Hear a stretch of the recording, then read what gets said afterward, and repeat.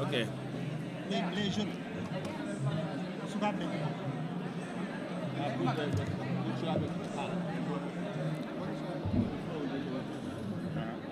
Bonjour à tous. Donc, je m'en vais d'abord lire la déclaration, mais au préalable, je tiens à remercier tous les responsables présents ici aujourd'hui, remercier tous les militants, remercier aussi tous les amis et sympathisants de l'honorable député Farba Ngom,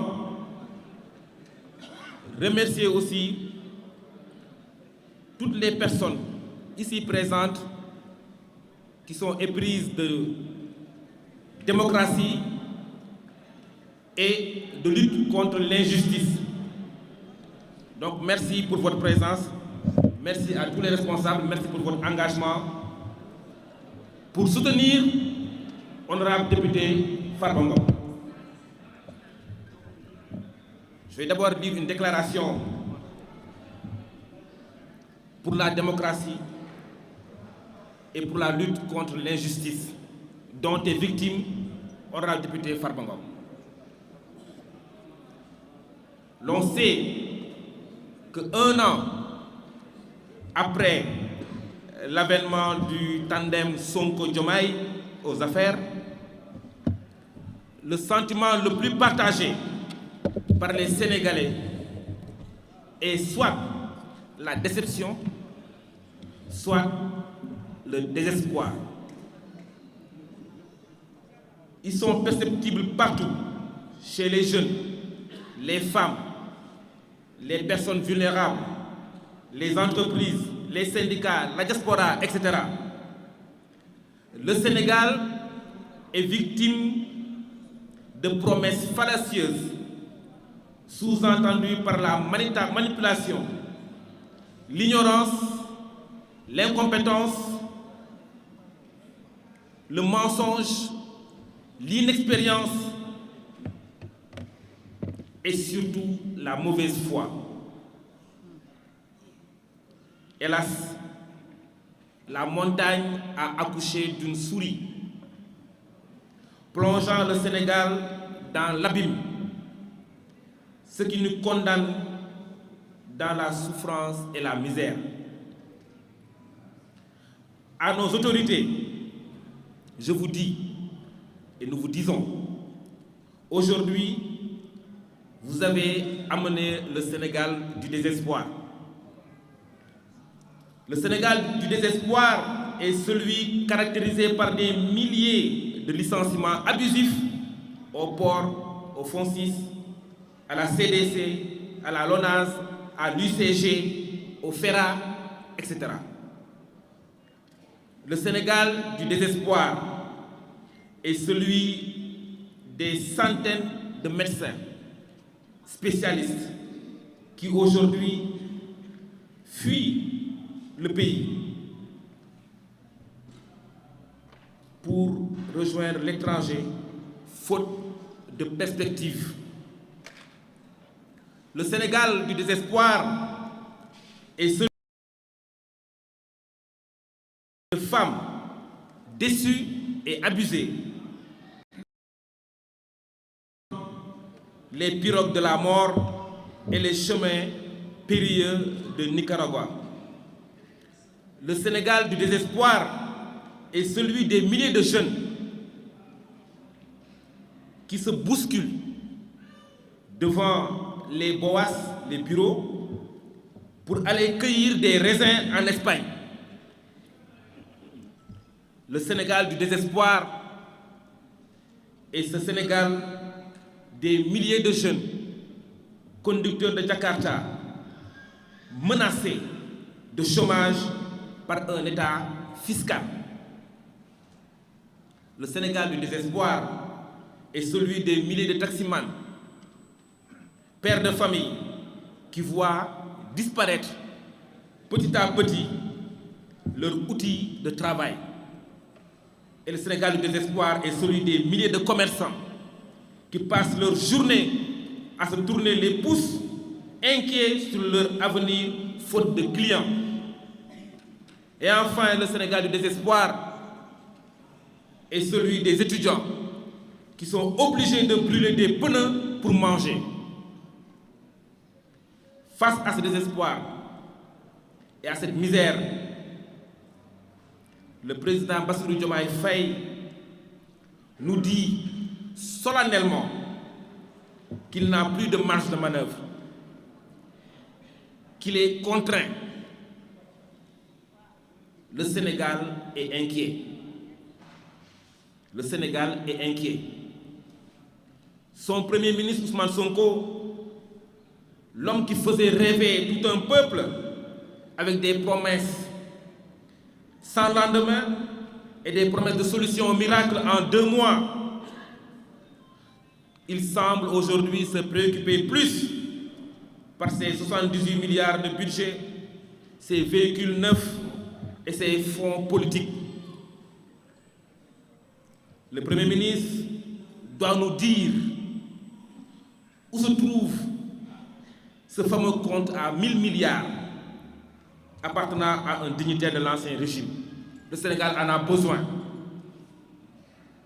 Où en est-il avec le recouvrement des 6 000 milliards de Franck Timis, qui nous le disent?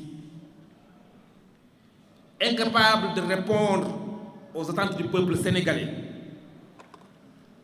le régime actuel est dans la diversion et la stigmatisation avec l'instrumentalisation de la justice pour museler leur plus redoutable adversaire politique, l'honorable député Farba Ngom. Oui, cette cabale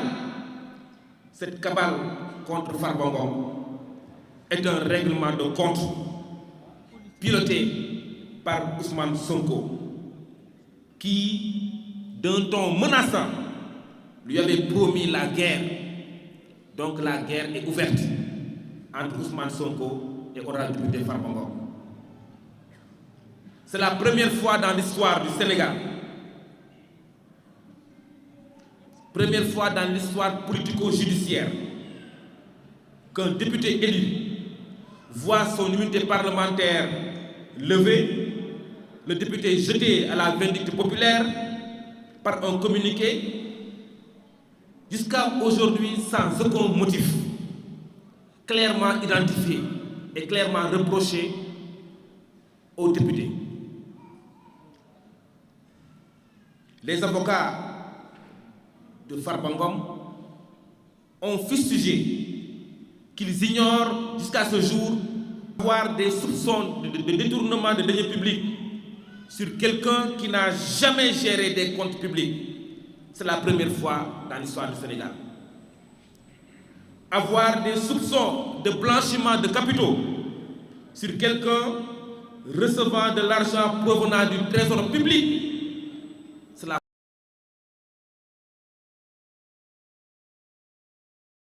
alerter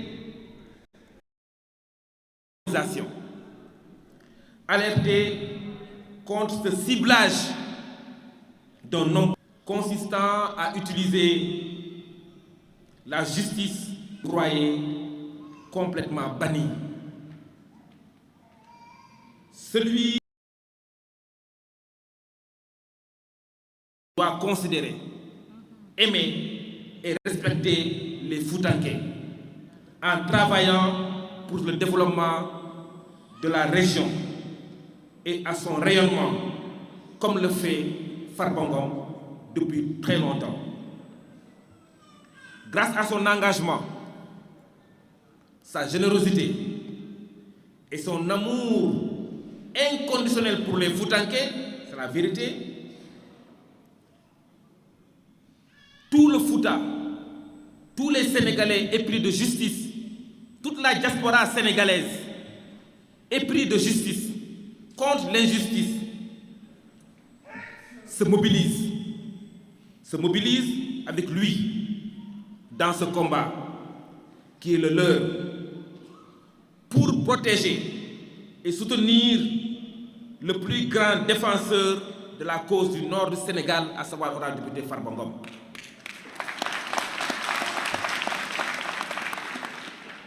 C'est pourquoi nous remercions tous les Sénégalais, épris de paix, épris de justice, qui se sont mobilisés depuis les premières heures pour soutenir Farba Ngom.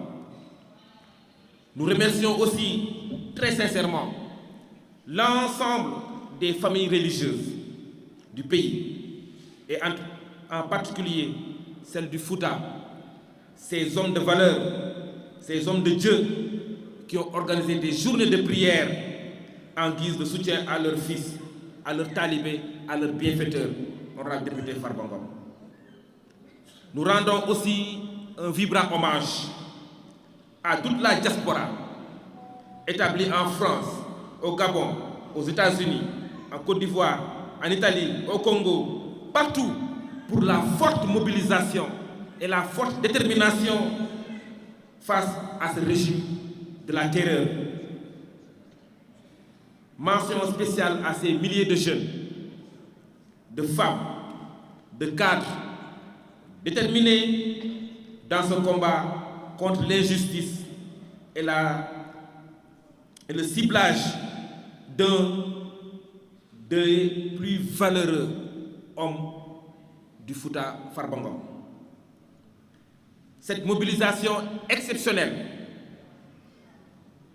est un signe et un message éloquent sur la dimension de l'homme, son ancrage territorial, ses liens avec ses parents.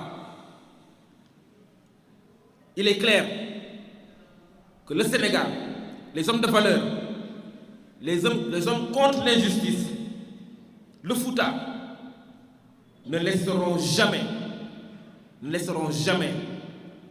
leurs fils être sacrifiés pour des considérations politiciennes et pour faire plaisir à Ousmane Sonko.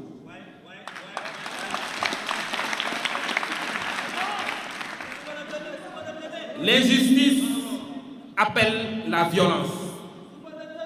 L'injustice appelle la violence. L'injustice appelle la violence. Nous alertons. Donc, nous devons tous œuvrer à la cohésion sociale. Nous devons œuvrer à la préservation de l'unité nationale pour un Sénégal de paix et de prospérité. Nous vous donnons rendez-vous demain devant le pôle financier pour soutenir honorable député Farba Ngom et dire au monde entier que nous sommes là, nous sommes là et toujours prêts à défendre honorable député Farba Ngom. Je vous remercie.